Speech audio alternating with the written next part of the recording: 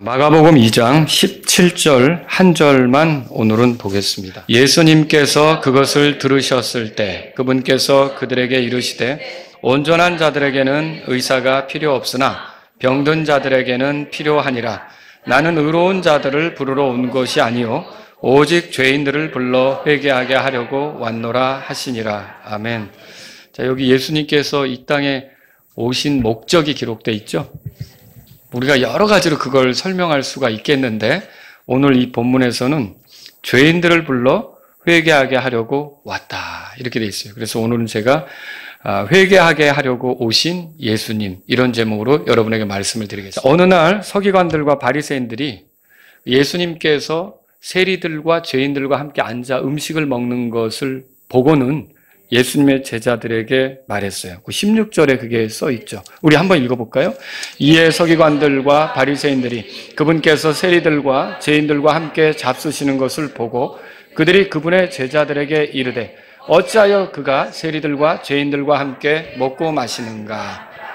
자, 한마디로 말하면 예수라는 분이 가당치도 않은 일을 하고 있다 이런 식입니다. 여러분 여기 함께 먹고 마신다는 거는 친교한다는 뜻이거든요. 여러분 우리가 누구랑 사귈 때 가까워지려면 같이 먹고 같이 마시잖아요. 회사도 들어가면 신입사원이 왔을 때 좀 잘 적응하라고 회식한다고 하잖아요.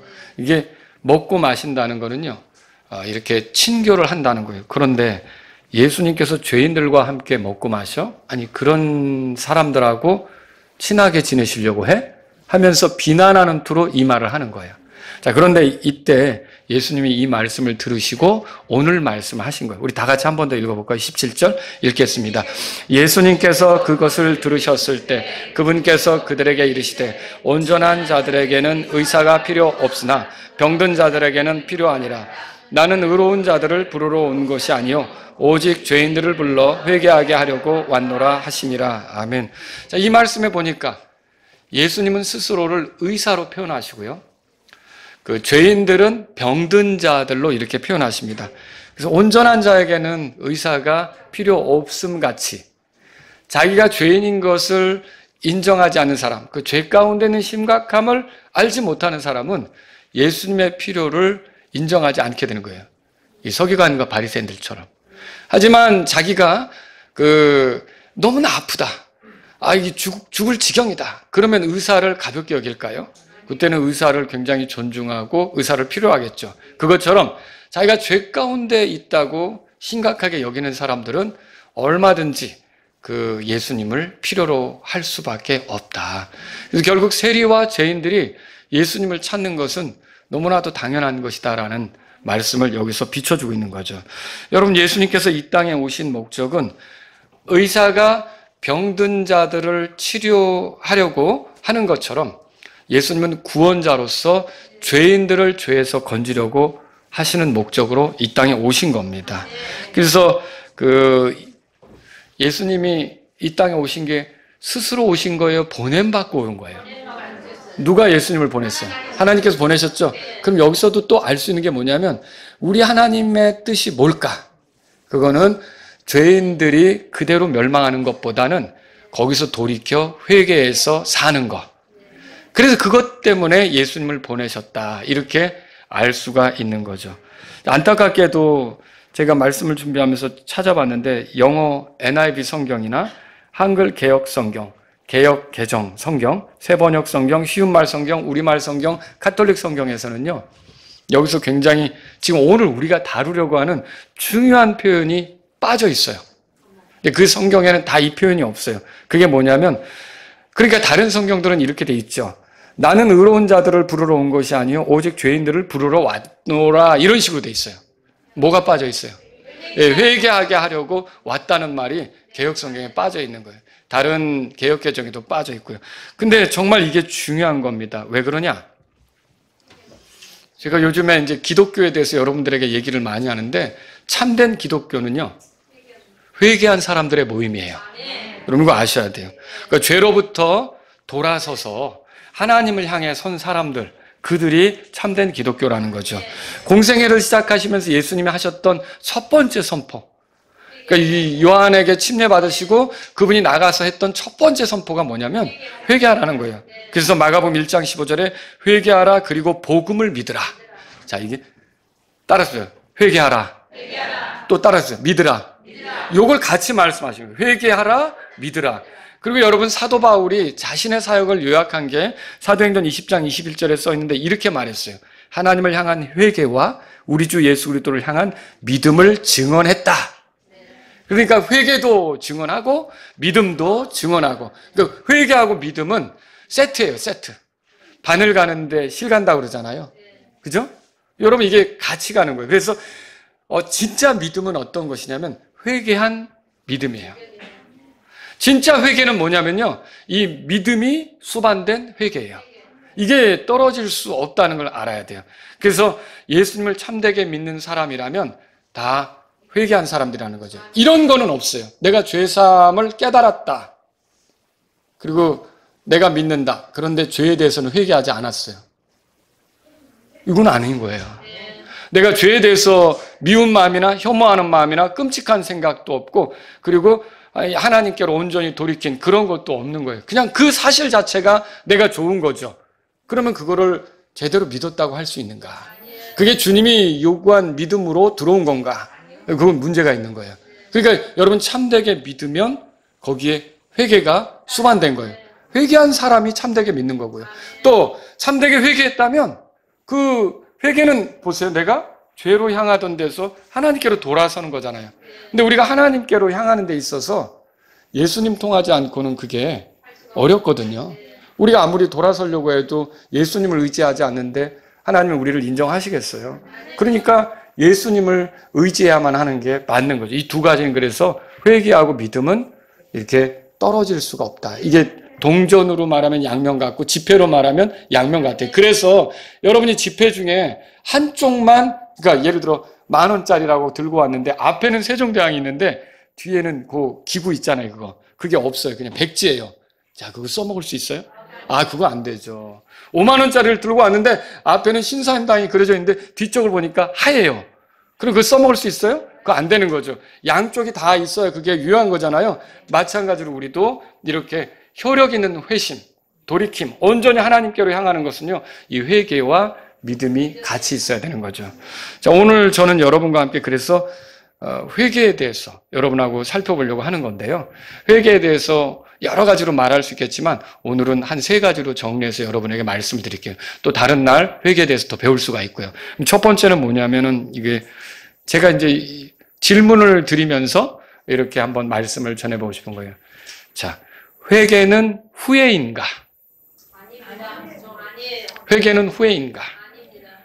회개는 무엇입니까? 조금 전 제가 말씀드렸죠. 하나님을 향한 회개와 우리 주 예수 그리스도를 향한 믿음, 이 얘기했잖아요. 회개라는 건 뭐냐면요, 이렇게 하나님을 향한 회개라는 말 속에 들어있어요. 그러니까 내가 죄로 향하던 데서 돌이켜서 하나님께로 향하는 거, 이게 이제 회개인 거죠. 죄의 본질이 뭐죠? 하나님을 대적하는 거예요. 하나님을 싫어하고 하나님을 적대시하고 하나님에게 반감 갖고 하나님을 기뻐하지 않고 하나님하고 거리 두려고 하고 자기 중심적으로 살려고 하는 게 그 죄죠. 하나님이 내신 인생을 살면서 하나님 모른 척하고 살려고 하는 것, 그게 죄죠. 자, 이게 하나님을 향한 죄란 말이죠. 그런데 이런 그 죄로부터 돌이킨다는 말은 다시 하나님을 인정한다는 거고, 하나님을 존중한다는 거고, 하나님을 사랑한다는 거고, 하나님의 뜻에 관심을 갖는다는 거고, 하나님 뜻대로 살고자 한다는 거고. 이게 돌아서는 게 회개죠. 자, 이렇게 우리가 하나님께로 향할 때 하나님이 우리가 돌아서는 것을 기쁘게 받아주시려면 하나님과 우리 사이에 예수님이 계셔야 돼요. 그래서 예수님을 의지해서 돌아서는 게 참된 죄인의 회개다. 구원에 이르는 회개다. 우리가 그렇게 말할 수가 있는 거죠. 노아 웹스터 사전에 의하면 회개는 어떤 행동이나 말에 대한 슬픔, 자신의 행동으로 인해 발생한 상처, 불편함으로 경험하게 되는 그런 고통, 슬픔. 내가 뭘 잘못했을 때 느끼는 슬픔이 있잖아요. 고통 있잖아요. 그런 거를 이제 사전은 회개다라고 말한다는 거죠. 그런데 성경이 말하는 회개는 그 고통, 슬픔, 그 수준에 있는 게 아니에요.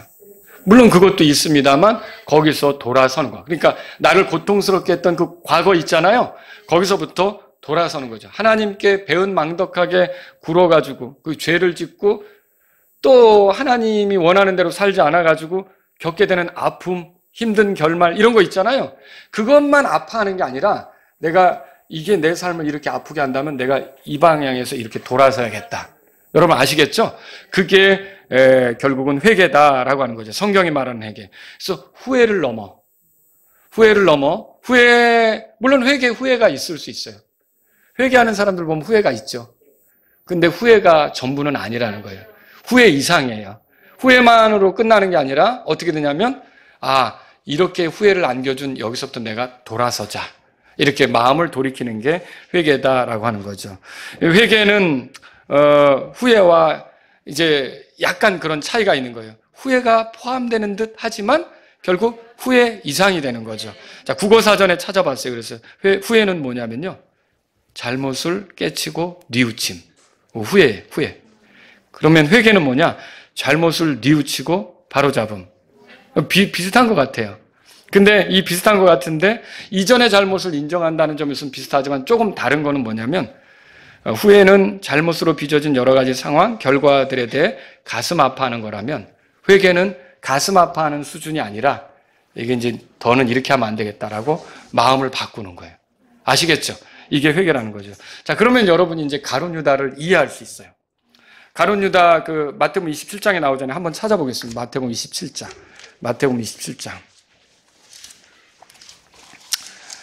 자, 마태복음 27장 보겠습니다.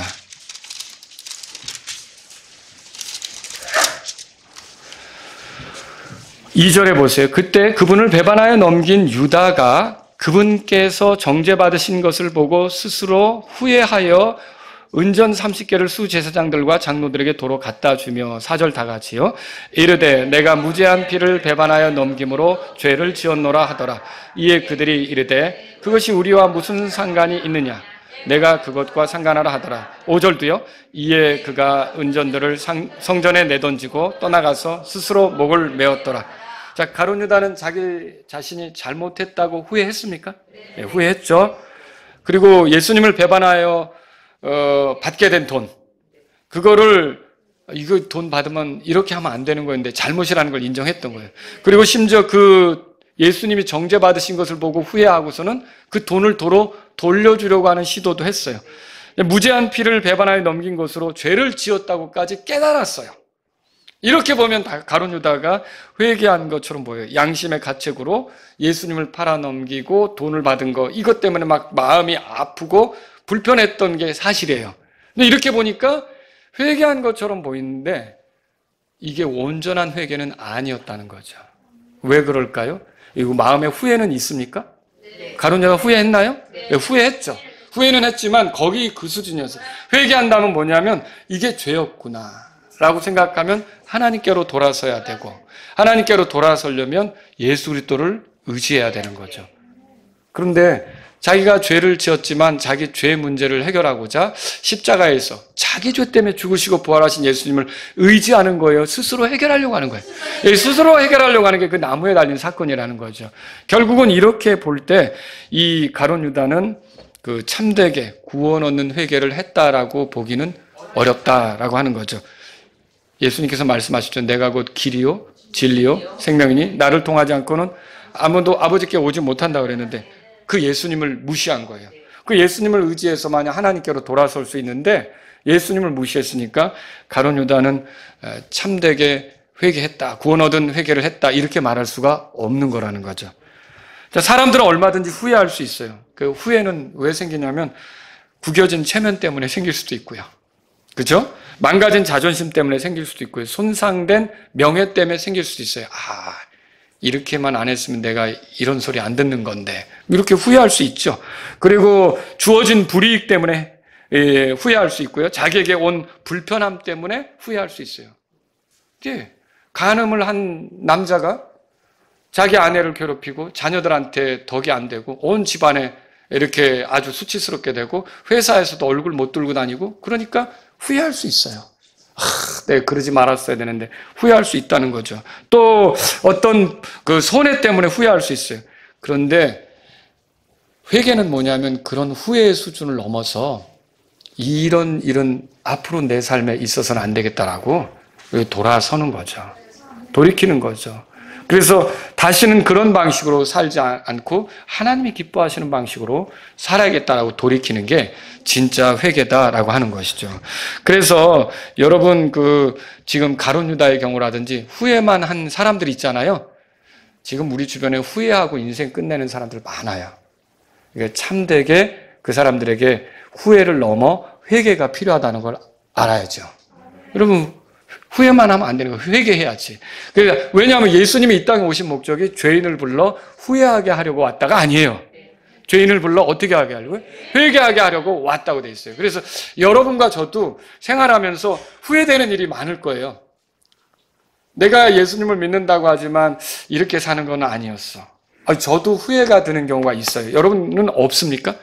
있겠죠? 그때 그렇게 말하는 게 아니었어.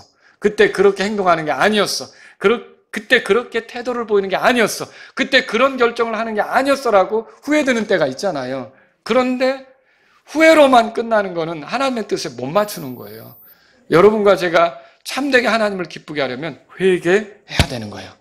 후회를 넘어서서 다시 하나님께 맞추는 식으로 살기로 하고 마음을 바꾸는 거죠. 이것이 여러분과 저의 삶에 필요한 거다라는 거죠. 두 번째로 질문 드리고 싶은 건 이거예요. 회개는 죄에 대한 시인인가? 죄에 대한 인정인가? 어떻게 생각하세요? 죄를 인정하는 거. 네. 회개는 죄를 자백하는 것을 포함하죠. 포함합니다. 그러나 참된 회개는요, 죄에 대한 인정 그 이상이에요. 죄에 대한 시인 그 이상이에요. 그걸 말씀드리려고 하는 거예요. 왜 그런가? 우리가 성경에서 여러 예들을 찾아볼 수가 있어요. 출애굽기 한번 보세요. 출애굽기 9장입니다. 출애굽기 9장. 오늘 아침에도 출애굽기 9장을 본 것 같은데 오후에도 한 번 더 보겠습니다. 출애굽기 9장. 거기 보시면은 그 6번째 재앙, 7번째 재앙, 우박이죠. 종기, 우박 이런 것들이 지나가고 나서 이제 파라오가 심각함을 느꼈어요. 27절에 보실래요? 27절. 다 같이 읽습니다. 이에 파라오가 사람을 보내어 모세와 아론을 불러 그들에게 이르되 이번에는 내가 죄를 지었노라. 주는 의로우시고 나와 내 백성은 사하가도다. 파라오가 뭐라고 말하죠? 내가 죄를 지었다. 이게 죄에 대한 인정입니까? 네. 죄를 시인하는 거죠. 내가 잘못했다 이렇게 인정했어요. 그런데 이게 회개인가? 여러분 만일 파라오가 진짜 회개했다면 어떻게 되느냐? 파라오는 모세 앞에서 이렇게 말한 적이 있어요. 주가 누구신데 내가 주의 말을 듣느냐? 나는 이스라엘 백성을 보내지 않겠다. 나는 주님의 말에 따르지 않겠다. 주가 도대체 누군데? 주님을 모른 척 했잖아요. 근데 이 사람이 회개했다면 어떻게 할까요? 이제는 그 주님의 말씀대로 하겠다. 그리고 이스라엘 백성을 보내겠다. 이렇게 해야죠. 그래야 회개했다라고 볼 수 있는 거예요. 그게 하나님 뜻에 맞추는 거잖아요. 하나님께 돌아선 거잖아요. 하나님을 무시했던 사람이 하나님을 향하여 바르게 반응하는 게 된다는 거죠. 근데 그게 있어요, 없어요? 그게 없어요. 오히려 그 밑에 보세요. 여러분이 출애굽기 9장 34절에 보면 이제 우박이 그치니까 어떻게 하는가? 다 같이 읽습니다. 또 파라오가 비와 우박과 천둥이 그친 것을 볼 때 여전히 죄를 더 지어 자기 마음과 자기 신하들의 마음을 강팍하게 하더라. 그러니까 내가 죄를 지었다. 이런 인정, 이런 시인이 회개입니까? 네. 그런 시인이 회개에는 있을 수 있습니다. 죄를 자백하는 게 있을 수 있습니다. 근데 그 선에서 멈추는 거는 회개라고 할 수가 없는 거죠. 정말 회개했다면 마음을 바꿔야 되는 거예요. 방향을 돌려야 되는 거죠. 실제로 어떤 범죄자는요, 자기 발로 찾아와서 자수하는 경우도 있어요. 내가 죄를 지었다. 이렇게 인정하는 거죠. 그런데 이 사람은 그러면 잘못했다고 인정하느냐? 아니. 이렇게 말하는 경우도 있다는 거죠. 나는 그럴 수밖에 없었다. 그러니까 자기가 죄인이라는 걸, 죄를 졌다는 걸 인정은 하지만 거기에 대해서 나쁘게 생각하지 않는, 그 부담을 느끼지 않는 그런 사람들도 있다는 거죠. 우리나라에 떠들썩하게 했던 한 사건이 있었어요. 이제 초등학교 때 성폭행을 당했던, 9살 때인가. 그런데 이 트라우마로 결혼 생활도 제대로 못하고 막 이렇게 하다가 나중에 결국 이게 우리나라에서 떠들썩했던 뉴스 중에 하나예요. 그렇게 해서 어른이 된 다음에 정말 그 사람에게 찾아가서 진실된 사과를 받으려고 했는데 그게 제대로 되지 않고 이렇게 하니까 결국은 흉기로 그 자기를 괴롭힌 사람을 죽였단 말이죠. 그런데 이 사람이 그렇게 살아온 것에 대해서 사람들이 얼마나 힘들었으면 저랬을까? 얼마나 고통스러웠으면 저랬을까? 라고 이렇게 서로 얘기도 하고 이렇게 했는데 지금서 이제 그리고서 형을 다 어쨌든 살고 형도 이렇게 법원에서 짧게 판결을 내려가지고 형을 살고 나왔는데 그때로 돌아간다면 지금은 그렇게 하지 않았을 거라고 후회를 하더라는 거죠. 그게 잘못이었다는 것을 생각을 하더라는 거죠. 근데 어떤 범죄자들은 어떻게 하냐면 내가 죄인 걸 인정하지만 죄를 지은 것을 인정하지만 그걸 내가 잘못했다고 이렇게 생각하지 않는다고 할 수도 있지 않습니까? 여러분 이게 죄를 인정하고 시인한 것이 회개냐? 그것만으로는 그런 게 나타나긴 하지만 그것만으로는 충분하지 않다는 걸 알 수 있는 거죠. 예를 들어 발람에 대해서 들어보셨을 거예요. 발람이 대가를 받고 이스라엘을 저주하기 위해서 발락 왕에게 가려고 하는데 자 이걸 하나님이 기뻐해요? 싫어해요? 하나님이 싫어하는 걸 알았죠. 그러면 안 가야 되는데 이게 또 자꾸 미련이 있고 막 그러니까 결국은 가게 되는 거예요. 가게 됐는데 주의 천사가 나타나서 민수기 22장 30절을 보니까 내 길이 내 앞에 비뚤어졌다. 이렇게 말하죠. 여러분 나귀가 가로막고 못 가게 했던 거 아시죠? 예, 그때 민수기 22장 34절에 뭐라 하냐면 발람이 내가 죄를 지었으니 이렇게 시인을 해요. 그러면 죄를 시인했다면 여기 탐심으로 계속 움직이면 돼요? 안 돼요? 안 되는 거죠? 근데 어떻게 되냐면 하나님이 그랬어요. 발람에게 너는 거기 가서 내가 시키는 대로만 말해라. 그래서 가가지고 발락을 만나가지고 이스라엘 백성을 저주합니까? 저주는 안 했어요. 저주는 안 했어요. 그런데 요 탐심이 완전히 사라지지 않았고 이게 회개가 안 되니까 거기를 떠나면서 내가 방법 하나 알려줄게. 그 사람들로부터 재물을 받고 그 조건은 내가 방법 하나 알려줄게.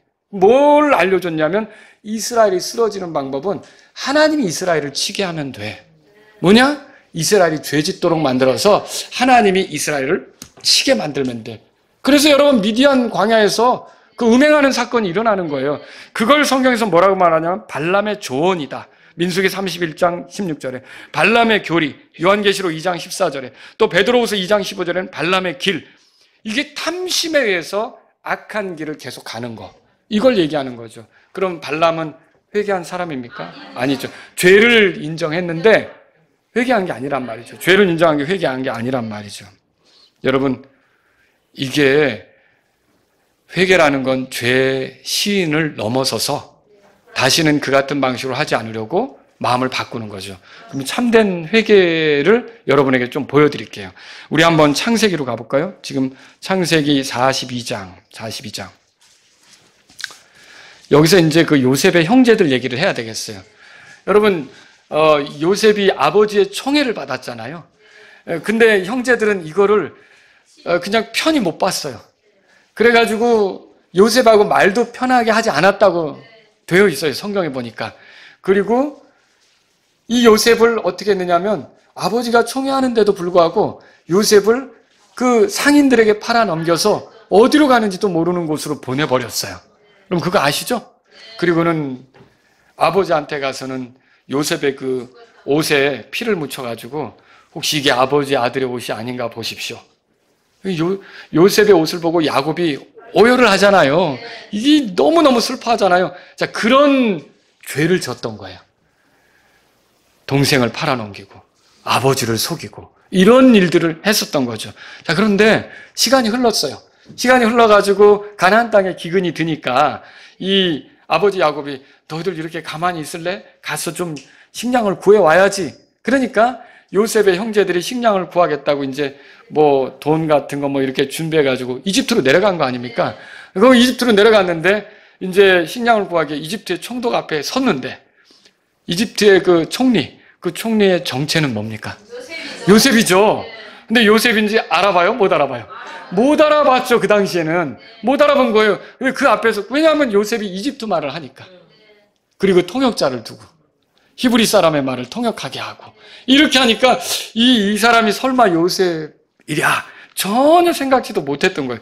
그런데 그 가운데서 이제 요셉이 뭐라고 이 형제들에게 얘기하냐면, 너희 중에 한 사람을 여기 감옥집에 넣어두고 너희들은 식량을 가지고 가서 너희 아버지 구제하고 너희 집안에 이렇게 구제하고, 너희들 그 막내 동생이 때문에 그 다음에 식량 구하러 올 때는 꼭 그 막내 동생 데리고 와. 그런데 보세요. 내려올 때 10명이 내려왔잖아요. 왜 10명이에요? 누구누구 빠진 거예요? 요셉은 그 앞에 있고 베냐민은 놓고 왔잖아요. 근데 올라갈 때 몇 명이 올라가는 거예요? 9명이 올라가게 된 거예요. 그런데 이 사건을 놓고 형제들이 심각해지는 거예요. 그리고 옛날 일이 떠오르는 거예요. 뭡니까? 창세기 42장 찾으셨죠?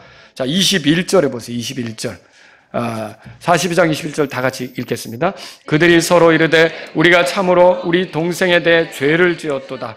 그가 우리에게 간청할 때 우리가 그 혼의 고통을 보고도 들으려 하지 아니하였으므로 이 공경이 우리에게 임하는도다. 아주 오래전 일을 회상한 거예요. 이 요셉이 상인들에게 이제 그 결박돼서 끌려갈 때 요셉이 가만히 있지는 않았겠죠. 조용히 끌려갔겠어요? 얼마나 울부짖었겠어요. 형님들! 이렇게 하시면 안 되죠. 저 좀 살려주세요. 얼마나 울부짖었겠어요. 이게 아니죠. 이게 뭐 하는 일입니까? 형님들 나 좀 살려주세요. 그런데 그때 형제들은 어떻게 한 거예요? 다 외면했던 거죠. 그리고 보냈던 거죠. 근데 시간이 흘러도 그때 그 잔상, 울부짖으면서 형님들한테 살려달라고 애걸하던 모습, 그거 남아 있었겠죠. 그게 떠오른 거예요. 그래서 이 순간에 뭐라 그러냐면, 우리가 참으로 우리 동생에 대해서 죄를 지었도다. 자기 죄를 인정했어요? 자기들의 죄를? 네, 자기들의 죄를 시인한 겁니까? 네, 시인한 거죠. 그런데 이렇게만 하고 여전히 그들에게 아버지가 총애하는 어떤 사람이 있으면 우리가 계속 미워하자, 이거면 회개한 거예요? 아니죠. 자, 그런데 이제 어떤 일이 벌어졌냐. 결국 시몬을 두고 이들이 올라간단 말이에요. 올라가는데 아버지는 또 아들 하나 잃어버리고 왔다고 마음이 상했겠죠. 근데 또 말을 들어보니까 이제 점점 식량이 떨어져 가는데 식량을 구하려고 하면 막내 동생을 데리고 오라 그랬다는 거예요. 그럼 또 이 막내까지 가가지고 또 잃어버리면 어떻게 하나? 너희들 아예 나를 저 무덤으로 들어가게 만들려고 작정을 했구나. 막 아버지가 마음이 안정이 안 되는 거죠.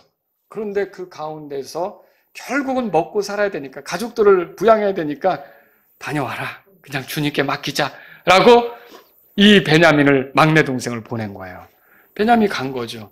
그런데 이제 거래 잘하고 그랬구나. 이게 막내 동생이라고 하고서 이렇게 이제 돌려보내는데, 요셉이 그 은잔을 한 사람의 자루 안에 넣었잖아요. 그리고서는 이제 보냈는데 막 쫓아가가지고 거기 서라 해가지고 불러 세웠죠. 너희 중에 하나가 우리 주인의 잔을 가져갔다. 그 잔은 무사하지 못할 거고 노예가 될 거다. 그런데 위에 사람부터, 또 그것도 또 절묘해요. 베냐민부터 끌러본 게 아니라 위에서 끌려니까 없죠? 왜 괜히 사람 잡으시네? 없죠? 괜히 우리가 그런 사람들 아니에요. 없죠? 했는데 마지막 거 베냐민 걸 딱 열으니까 거기서 이게 뭐냐? 그때 형제들이 어땠어요? 정말 아마 혈압이 좀 있는 사람들은 이렇게 잡았을 수도 있어요. 어떻게 이런 일이 있을 수 있을까 충격을 받은 거죠. 근데 옛날 같으면 지금 요셉은 어디로 가버렸고 베냐민이 남아있어가지고 아버지가 베냐민을 총애하잖아요. 그러면 이 아버지가 총애하는 베냐민에 대해서 시기하면서 저거는 여기서 그냥 어떻게 해서 저렇게 해서 이집트의 노예로 잡혔다고 아버지께 가서 얘기하자. 옛날 같으면 그랬을 수도 있겠죠. 근데 지금 그게 안 되는 거예요. 그래서 다 따라가는 거예요. 다 따라가가지고 어떻게 하냐면 거기서 보내달라고 얘기하는데, 아니다. 너희들은 다 가고 이 막내만 남아라. 그러니까 뭐라 그래요? 그때 유다가 나서죠. 유다가 뭐라고 그러죠? 여러분 거기 44장 가보세요. 44장. 44장. 유다가 33절, 34절입니다. 다 같이 읽겠습니다. 그러므로 이제 청하건대 주의 종이 그 아이를 대신하여 내 주께 노예로 남게 하시고 이 아이는 그 형제들과 함께 올라가게 하소서. 왜냐하면 이 아이가 나와 함께 하지 않는다면 내가 어찌 내 아버지에게로 올라갈 수 있으리이까. 혹시 내 아버지에게 임할 재앙을 내가 보게 될까 염려하나이다 하더라. 여러분 이 모습은 옛날에 요셉을 팔아버릴 때하고 같아요, 달라요? 다른 거예요. 아버지가 총애하는 이 베냐민을 그냥 두고 갈 수가 없다는 거죠. 어떻게 해서든지 이 아들을 살려서, 그러면 차라리 내가 여기 갇혀 있을게요. 내가 여기서 노예 생활할게요. 제발 이 막내만큼은 돌려보내셔서 우리 아버지가 힘들지 않게 만들어주세요. 그러면 옛날하고는 완전히 달라진 모습이죠. 회개했습니까? 네, 회개한 거예요. 더군다나 이 유다의 모습은 기가 막히지 않습니까?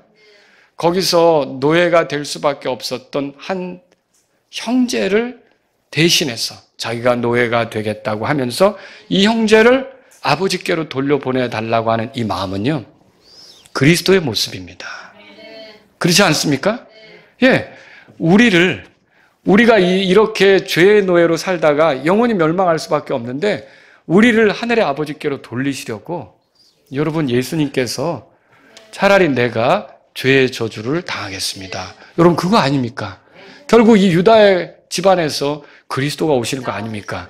여러분 이거는 회개한 모습을 보여주고 있다라고 하는 것이죠. 그러니까 어때요? 회개가 없는 기독교는 정말 위험한 거예요. 그래서 뭐 믿기만 하면 된다 그러고 또 뭐 깨달으면 된다 그러고 이렇게 말하는 거 있잖아요. 이거 다 위험한 거라는 거죠. 정말 죄에 대해서 혐오하고 이거 내가 이렇게 살면 안 된다고 돌이키는 마음이 있어야 되는 거죠. 다윗의 예도 들어볼 거예요. 여러분 다윗이 밧세바와 이제 죄를 지은 거예요. 그렇죠? 근데 하나님이 기다리시는데도 회개하지 않고 돌이키지 않으니까 나단 예언자를 보내서 죄를 지적했잖아요. 그때 다윗이 사울은 죄를 지적받을 때 뭐 어쩔 수 없어서 그랬다든지 뭐 이런 막 핑계를 대잖아요. 근데 다윗은 아주 깨끗하게 시인을 하잖아요. 내가 주께 죄를 지었습니다. 자, 그러면 이건 다윗은 회개를 한 건가? 여러분 여기서 알 수 있는 게 뭐냐면 이 이후로 다윗이 이 같은 식의 죄를 또 짓습니까? 없죠. 여러분 그게 얼마나 끔찍한 죄인지를 시편 여러분이 51편에 읽어보면 다윗이 그냥 막 뼈가 녹는 것 같은 그런 고통 속에서 내가 정말 잘못했다는 그런 하나님 앞에 자백을 하면서 주께서 나를 회복시키신다면 내가 오히려 저 경건하지 않은 사람들에게 이 하나님에 대해서 말하면서 내가 옳게 가겠습니다라고 아주 간절히 매달리잖아요. 다윗은 회개한 사람이다라고 하는 거죠. 또 여러분 사도행전 19장에 가보세요. 사도행전 19장. 그래서 회개라고 하는 건요, 죄를 지었다라고 인정만 하는 수준이 아니에요. 시인만 하는 수준이 아니에요. 물론 인정하고 시인하는 게 필요한데 그걸 넘어간다라고 하는 거죠. 여기 에베소 사람들에 대해서 여러분에게 말씀을 드리려고 하는데 바울이 3차 전도 여행을 하면서 에베소에 이르게 되었을 때 거기서 하나님 말씀을 가르쳤어요. 근데 하나님 말씀을 가르침 받은 사람들에게서 놀라운 일이 벌어지죠. 자, 18절에 이에 믿는 사람들이 많이 와서 자백하고 뭐 자기들이 어떻게 악하게 살았는지 다 털어놓았을 수도 있겠죠. 자기들의 행위를 보여주더라. 이 바뀐 그런 새롭게 된 것을 이렇게 보여주는 거죠. 근데 19절 다 같이 읽습니다. 신기한 술수들을 쓰던 자들 중에 많은 자들도 자기 책들을 모아가지고 와서 모든 사람 앞에서 불사르니 그들이 그 값을 계산한 즉 은하로 5만 개나 되었더라. 자, 이 에베소의 우상 숭배가 아주 극심했는데 에베소는 소아시아 지역에서 저 유럽으로 가는 항구 도시거든요. 그 어떻게 보면 거기에 다이아나 여신도 있고요. 그리고 이제 많은 사람들이 거기에 모여서 우상 숭배에 참여하기도 하고요. 상거래도 활발하고요. 정말 많은 사람이 오가는 그런 지역인데 여기는 또 그 우상 숭배에 관한 거, 점치는 거 이런 많은 책들이 있는 거예요. 사악한 것들을 이렇게 관장하는 그런 책들이 있는 거죠. 그런데 이런 책들을 어떻게 했어요? 다 모아가지고 불살랐다. 여러분, 이 에베소에서 자백한 사람들, 회개한 사람들입니까? 예, 회개한 사람들이죠. 이 사람들이 과거에 잘못 살아온 것에 대해서 이제는 미련 없이 어떻게 하냐면 그것을 다 불살라 버리는 거라는 거예요. 그게 회개한 증거가 된 거죠. 오래전에 어떤 형제님이 마침내 예수님을 구주로 믿게 되었어요. 저는 그 형제님이 구원받은 게 너무 감사한데 여기 앉아 있어요. 근데 구원받기 전에는 머리에 뭐 물도 좀 들이고 막 이렇게 찢어진 청바지에 뭐 여러 가지. 그리고 이제 헤비메탈 음악을 듣고 CD 이렇게 막 헤비메탈 아세요? 헤비메탈 아주 그냥 노래도 얌전하게 안 부르고 랄랄 하는 거 있잖아요. 그렇게 막 악기 막 부서뜨리고 막 심하게 부르는 그런 그 음악의 CD들이 잔뜩 가지고 있었는데 예수님을 믿고 보니까 예수님을 구주로 믿으니까 그거 계속 들을 수 있어요. 그다음에 찬송을 불러야 되고 찬송을 들어야 되잖아요. 근데 이제 그게 너무 많은 거죠. 또 비싼 거고. 그 한두 장도 아니고 여러 장 수집했으니까. 그래서 저한테 이거를 팔까요? 돈이 좀 될 텐데. 아니면 누구를 줄까요? 여러분 어떻게 해야 되겠어요? 그 형제에게 해로운 거면 다른 사람에게도 해로운 거죠. 해로운 거죠. 그래서 결국은 배설물처럼 버렸어요. 여러분 잘한 거죠? 회개는 그런 거라는 거죠. 회개는 이처럼 죄를 지었다고만 자백하지 않고 그 자백을 넘어서서 이전에 이걸 좋아했다면 이젠 이걸 싫어하는 쪽으로 마음을 바꾸는 거죠. 아시겠죠? 그래서 그렇게 회개가 참되게 회개가 된다면 이렇게 죄를 시인하는 것 이상으로 마음을 바꾸는 거다. 이렇게 정리하시면 되겠죠. 세 번째로요. 회개는 한 번 하면 충분한가?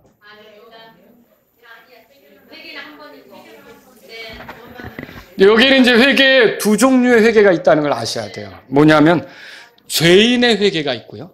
성도들, 하나님의 아들들의 회개가 있어요. 자, 여러분이 구원받기 전에는 어떤 회개가 필요할까요? 그때 하나님의 아들도 아니고 성도도 아니잖아요. 구원받기 전에는 죄인의 회개가 필요하죠. 지금은 여러분이 구원받았습니까? 그러면 하나님의 아들들이죠. 성도죠. 성도들의 회개가 있고 죄인들의 회개가 있어요. 근데 죄인의 회개는요. 한 번이면 충분합니다. 한 번이면 충분합니다. 하나님께로 돌아가는 회개죠. 전에 하나님을 등지고 살았던 사람이, 내 멋대로 살았던 사람이, 내가 주인이라고 생각하면 살았던 사람이 이제는 하나님께 맞춘다고 하나님을 향해 돌아서는 거죠. 이때 이 회개에 절박하게 필요한 분이 예수 그리스도시죠. 그래서 예수 그리스도를 믿어서 회개하는 거죠. 그게 이제 죄인이 구원받기 위한 회개. 딱 한 번이면 충분한 회개예요. 여러분 구원받기 위해서 계속 회개할 필요 있어요? 아니, 구원받기 위한 회개는 한 번이면 되는 거예요. 자, 그러면 아들로서의 회개, 성도로서의 회개는 몇 번이나 필요할까요? 한 번이면 될까요? 아니요. 이게 반복적으로 필요한 거예요. 이걸 알아야 돼요. 자기가 구원받아 놓고 내가 죄사함 받았다고 회개하지 않는 사람들이 있어요. 그러니까 영적인 변화가 없는 거예요. 삶의 변화가 없는 거예요. 정말 죄사함 받고 하나님의 아들이고 성도가 되었다면 여러분 우리가 이 세상을 살아갈 때 세파의 영향을 받아서 더럽혀질 수 있잖아요. 나쁜 것에 빠질 수 있잖아요. 그런 게 없던가요? 저는 있던데요. 이렇게 보니까 내가 예수님을 믿고 온 이런 과정 중에 저를 유혹하는 것들과 저를 힘들게 하는 것들과 저를 더럽게 하는 것들이 얼마나 많은지, 내가 그렇게 말하면 안 되는데 그렇게 말하게 되는 순간, 그렇게 행동하면 안 되는데 그렇게 행동하는 순간, 그런 태도를 보이면 안 되는데 그런 태도를 보이는 순간, 이런 것들로 내 마음이 아프고 힘들 때가 있던데요. 여러분 있습니까? 그러면 그 상태를 만날 때 여러분이 어떻게 해야 되느냐는 거죠. 그건 벌써 내가 이쪽으로 향하던 방향에서 지금 엉뚱한 방향으로 향하는 거거든요. 그럼 그때는 어떻게 되는 거예요? 다시 죄를 자백하면서 하나님께로 돌이키는 게 필요한 거죠. 근데 그게 일생에 한 번만 있으면 좋은데 이 영향을 왜 그렇게 자꾸 받아요? 그렇지 않습니까? 또 이렇게 좀 제대로 가는 것 같은데 내가 저 천성을 향해 가네 하고 그 찬송을 부르면서 가는데 엉뚱한 데로 가고 있는 거예요. 오늘 너 여기 있지? 그럼 또 어떻게 되죠? 주님 잘못했습니다. 이쪽으로 하는 거죠. 그리고 천성을 향해 가는 또 이쪽으로 가고 있지? 그럼 어떻게 되죠 그때? 하나님 큰일 날 뻔했네. 또 자꾸 여러분의 삶 속에 그게 반복적으로 회개할 수밖에 없어요. 물론 하나님은 또 회개하게 하시고 기다리세요. 회개를 기다리세요. 그리고 회개하지 않으면 어때요? 다윗에게 보냈잖아요. 그러니까 우리에게도 하나님 말씀을 들려주시든지 교제 속에서 누구의 말을 듣는다든지 어떤 사건이 터져서라든지 아니, 저는 심지어 우리 자녀들을 키우면서 우리 자녀들의 관계 속에서 되게 많은 것들을 발견해요. 이 자녀들이 저에게 하는 행동, 그리고 저는 하나님께 어떻게 하는가, 이런 것들을 생각하면서 야, 내가 잘못하고 있구나, 이런 것들을 깨달을 때가 되게 많아요, 하나님께. 그런데 그럴 때마다 나는 어떻게 해야 되는 거예요? 회개해야죠. 돌이켜야죠. 그 잘못이 깨달아지는데 시간 끌 필요 있어요? 없어요. 그게 깨달아지면 바로 그 자리에서 주님 잘못했습니다, 저 다시 주님께 맞춰서 시작하기를 원합니다, 여러분이 바로바로 돌이키면 되는 거죠. 이게 회개하지 않고 이 만찬을 하잖아요. 그래서 병든 자가 생기는 거예요. 여러분 성경 읽어보시죠. 그래서 죽는 자도 생기는 거예요. 잠든 자라고 말했잖아요. 그러니까 저와 여러분들이 이런 만찬을 통해서 어떻게 해야 되느냐면 내 자신을 살피려고 해야 돼요. 내가 주님 앞에 돌이키지 않은 게 있는가. 그냥 회개하지도 않고 덥석덥석 먹고 덥석덥석 마시고, 이거 하나님이 기뻐하는 게 아니라는 거죠. 이 피 흘림, 이 찢김에 어울리지 않는 삶이었다면 주님 잘못했습니다. 그러니까 사실은 만찬에 참여하지 못할 그런 그 교회 그리스도인은 없는 거예요. 그 잘못을 깨달았을 때는 만찬 앞에서 하나님 잘못했습니다, 저 피가 저를 위해서 흘려졌는데, 그리스도의 피가, 제 예수님이 저를 왜 찢기셨는데 라고 그 순간 돌이키면 또다시 주님을 기념하면서 만찬에 참여할 수 있는 건데, 여러분이 그게 회개가 제대로 이루어지지 않고 마음을 바꾼 사실이 없고 죄의 습관에 빠져 있고, 그러면 이 겁 없이 이거 마시는 것 자체가 고린도전서 11장에 말하고 있잖아요.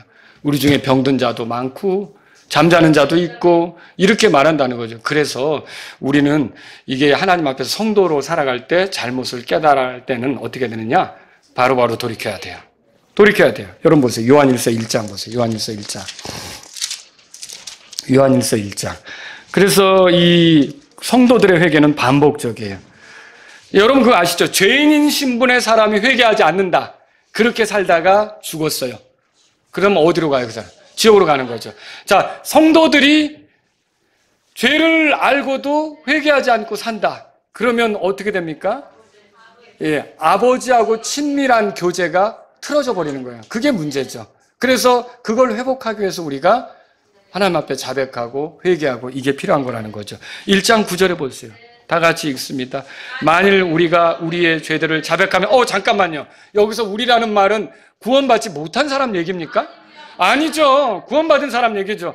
구원받은 사람도 죄를 지을 수 있잖아요. 예수님께서 다 해결해 주신 건 맞지만 죄가 드러나면 어떻게 하라는 거예요? 우리 죄들을 자백하라는 거죠. 그럼 자백하면 계속 읽겠습니다. 그분께서는 신실하시고 의로우사 우리의 죄들을 용서하시면, 잠깐! 여기서 이 용서를 안 받으면 지옥 갑니까? 아니죠. 이 용서가 안 되면 내가 하나님하고 친교가 틀어지는 거예요.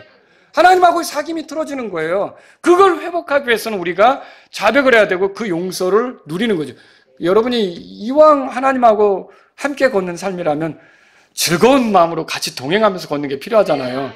여러분이 하나님과 걷는데 억지로 그냥 끌고 잡아가면서 함께 걷는 그런 삶이면 얼마나 고달프겠어요, 그게.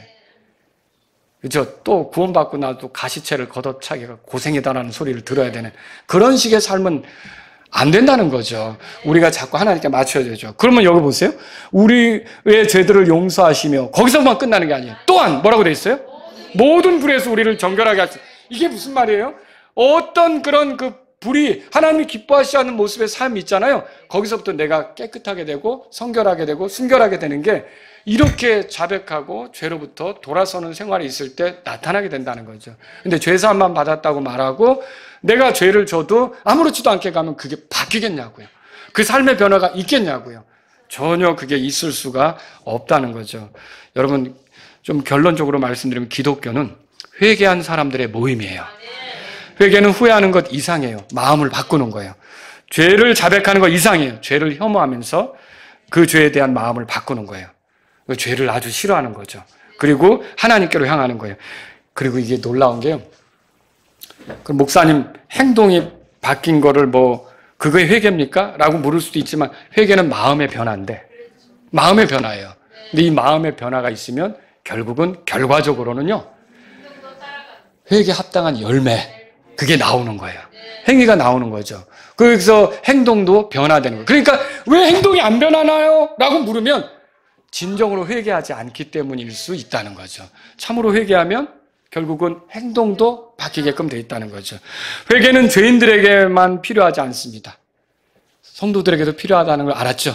오늘 우리는 우리 자신을 돌아봐야 돼요. 세상으로부터 오는 영향으로 더럽혀졌다면 우리가 회개가 필요하죠. 교회도 회개가 필요한가요? 당연히 교회도 필요하죠. 우리가 다 같이 회개해야 될 것도 있어요.